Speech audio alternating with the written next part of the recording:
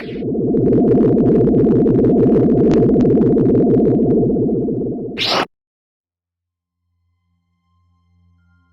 the Grand Admiral sent word that he's discovered who's leading a rebel cell on the world of Jedha, the Chiss has already made course for the planet that housed one of the first Jedi temples. In the time leading up to his first embark to the world, Thrawn decided to read upon the history of one Saw Gerrera, and it was a history that Thrawn was more than intrigued to learn. He learned that Saw had been a rebel since the Clone Wars, but also saw how drastically his methods had changed. He's gone from hit-and-run attacks to practical suicide bombings to weaken the Empire. Thrawn's only concern was that Gerrera would have no problem resisting anything he could throw at him in terms of Imperial might. However, Thrawn quickly has his attention brought to something else. He located an old file from the days of the Republic detailing the Onderon resistance to the CIS, and found that 3 Jedi assisted in the efforts: Ahsoka Tano, Obi-Wan Kenobi, and Anakin Skywalker. Thrawn himself long suspected that Vader was actually once the Jedi Knight. Now he sees his operation in a whole new light. Surely Lord Vader will have a much more personal drive to see Gerrera stomped out, if anything at all. It was something the Grand Admiral was surely going to pay attention to, but he first wanted to speak with the Dark Lord.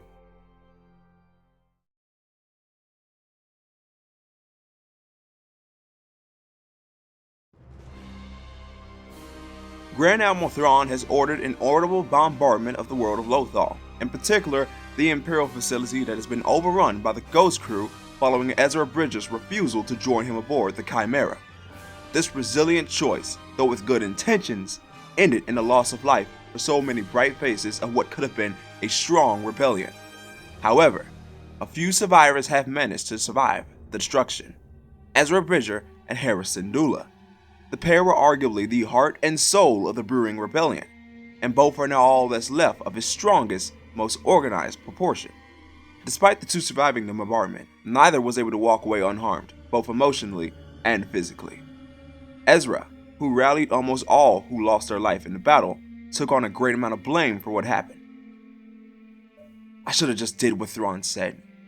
Now so many people are gone because of me." Hera, who understood the weight on Ezra's shoulders, tried to calm the young Jedi. She reminded him that victory is never promised in war, no matter how hard you fight. She made it clear that they still had a great hand in the fight against the Empire.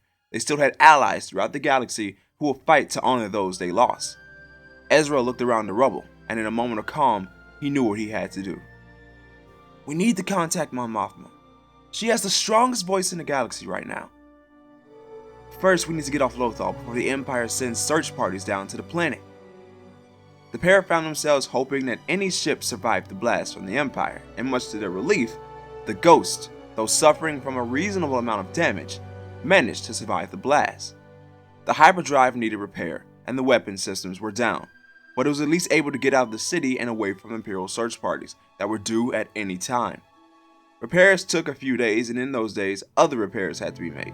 The relay system was down, the cooling systems needed repair, and the scanners were in disarray. Hera did everything she could to get the ship back to par, and Ezra did everything he could to reach Mon Mothma. Hera wanted to know what was taking so long in achieving that goal. Ezra pointed up to the sky where an ominous Star Destroyer loomed over Lothal. "If we send out an open signal, they'll know someone survived, and everything will for sure be for nothing." Hera considered the options, and figured the best choice, though risky, needed to be sending a signal, even if it meant alerting the Empire to their presence. Then she hatched an idea, a risky one, but an idea nevertheless. She told Ezra that he could send the signal, and they'd have to ditch the planet as quickly as possible in the Ghost, which wasn't going to be easy in the state it's currently in. Ezra agreed, and the next few days began the lengthy process of repairing the relay system to get a message out. Everything was just good enough, and Ezra was also ready to send his message to Mon Mothma. On the Star Destroyer above, the Imperial Admiral in charge of the vessel was alerted immediately to an unidentified transmission beaming from the planet. "Admiral Sloan, we've intercepted a transmission from the planet below. We've traced the signal from outside the main city, so we dispatched fighters to investigate." The Admiral gave her approval as TIEs departed for the assigned location. Ezra and Hera knew what was coming next and quickly made preparations for takeoff. "Let's hope all this works," Ezra said as he strapped himself in, and Hera responded with a sentiment all too familiar, that all they have is hope. The Ghost takes off, but not soon enough that Ties didn't see the escape. A chase soon takes place, and the weapon systems of the Ghost weren't up to par with dogfighting capabilities. Hera took to her best piloting skills to shake off the TIE fighters, but it just wasn't enough if they couldn't fight back. It was then that the Ghost was being hailed for a message. Ezra activated it, and a familiar voice came through. "Bridger, is that you? You're still alive?" The voice was far more raspy than before, but Ezra remembered it immediately. Saw Gerrera? Where are you?" Ezra's voice held a mixture of fear and hope as U-Wings bearing the markings of Saw Gerrera's partisans flew in to assist the Ghost. After clearing the air of Ties, Saw calmed to the Ghost once more. "Follow me. There's something really important we must discuss." Hera and Ezra both looked at each other, and they both figured this was the best immediate help they could get.